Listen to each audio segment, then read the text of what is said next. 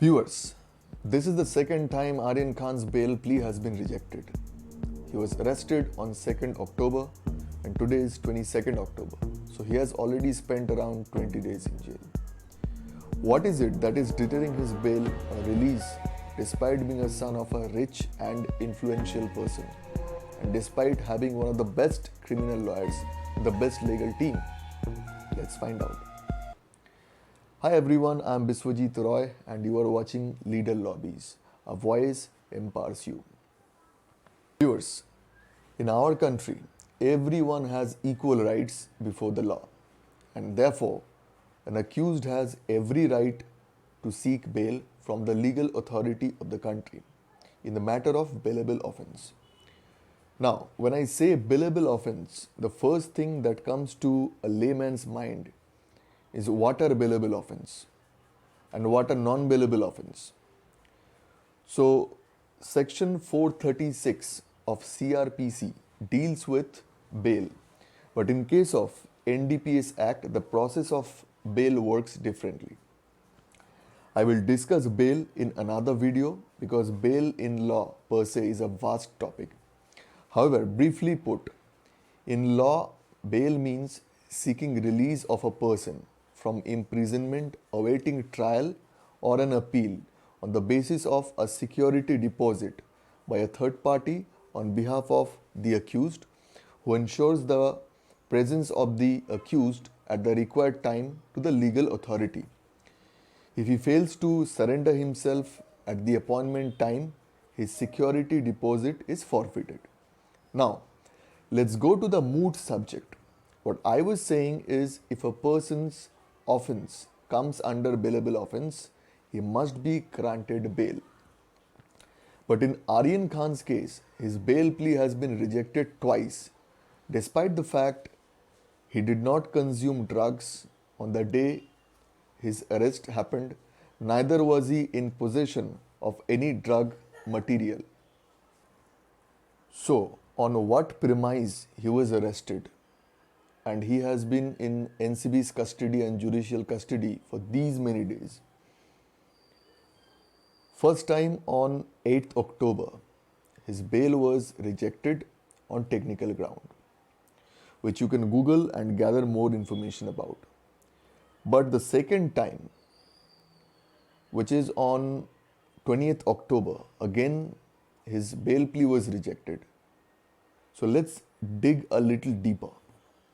The basic argument put by Aryan Khan's lawyer is that the NDPS law is completely consumption and recovery based, and the punishment should be in proportionate with the consumption and recovery of the quantity of the banned substance.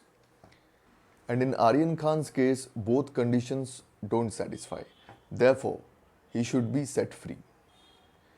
Now, the argument of the prosecution is though he was not in possession of any substance and in personal consumption, he was in connection with international chats on daily basis, which appears to have larger drugs nexus, and was in conversations of likely procuring bulk amount of contraband drugs material based on WhatsApp chat that NCB had accessed and put out as digital evidence.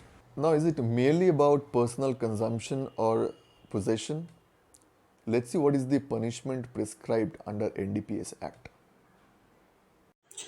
Anyone who contravenes the NDPS Act will face punishment based on the quantity of the banned substance. Now, if I go by the language, what does the word contravene mean? It means offense against the prohibition or order of a law, treaty, or code of conduct. Further explaining, anyone who interfere the existing prohibition or a law will be punished based on the quantity of the banned substance. Therefore, based on WhatsApp chat recovered by NCB makes a prima facie case. Now, there is another argument in favor of A1, which is accused one, who is Aryan That is, the quantity recovered from accused 2 and others who are close friends of A1 is not of commercial quantity. Therefore, he should be granted bail.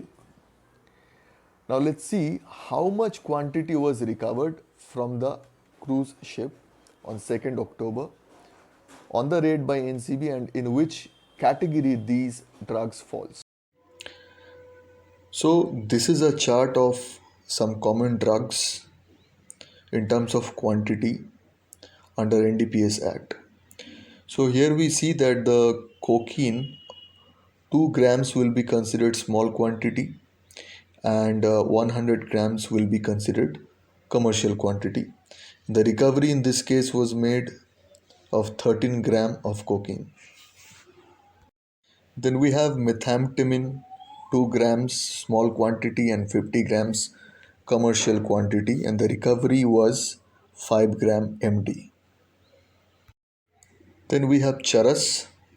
Any amount of charas will be small quantity which is lesser than 1 kg. 1 kg will be commercial quantity and the recovery was 21 grams of charas. Lastly, 22 pills of ecstasy was recovered. So another name of ecstasy is MDMA and as per this chart 0.5 grams will be considered small quantity and 10 grams will be considered commercial quantity. And the punishment section clearly states that where the contravention involves quantity lesser than commercial quantity but greater than small quantity with rigorous imprisonment. On the basis of the evidence placed on record by NCV, it makes prima facie case of conspiracy and substantiate that it was in the knowledge of Aryan Khan that he was involved in the grave and serious offense. Now, bring your attention to the sections of NDPS Act under which he was booked. Now, he was booked under section 8C, 20B, 27 and 35 of the Narcotic Drugs and Psychotropic Substances Act 1985. Now, please read section 35. Under this section, it is presumed that the accused knew what they were doing, hence, the accused will be guilty unless proven innocent. But it shall be a defense for the accused to prove the fact that he had no such mental state with respect to the act charged as an offense in that prosecution. Therefore, given the fact and circumstances, a single bench of special NDPS judge V.V. Patil ruled that this is not a fit case for granting bail,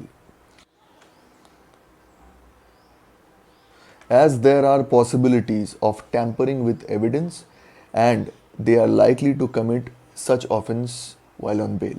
Now, Aryan Khan has moved to Bombay High Court and the hearing is on 26th October. Let's hope the truth prevails. That's all in today's video. To stay updated, please like, share and subscribe. Thank you for watching. Jai Hind.